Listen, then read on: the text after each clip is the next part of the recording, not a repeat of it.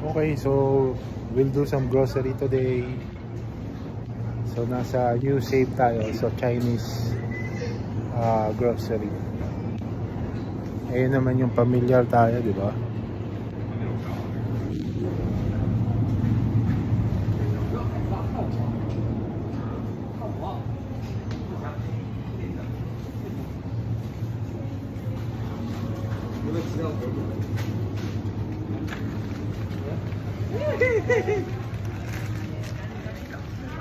So meron din mga kamote, lalaki rin eh.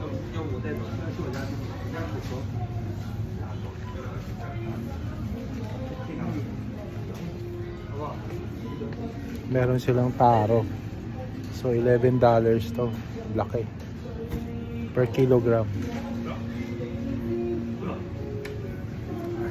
Ito yung mga kinakayod natin, no? It's around $3.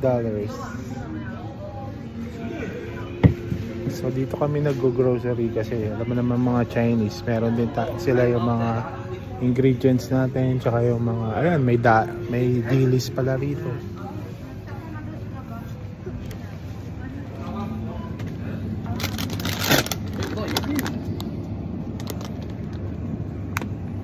Diba?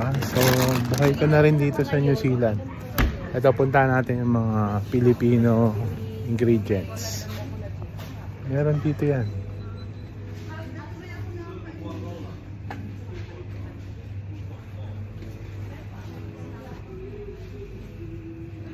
Yan, Argentina. So meron na rin dito. So Hans 555 Century para sa Langgunisa, panalo. Mr. Gulaman. Yan. Mama Siga. Ang Pilipino naman basta may bagoong buhay na eh. So yun lang, punta na kayo dito sa New Zealand, kabayan, and may pagkain tayo dito. Marami na rin mga Filipino restaurant. So buhay na.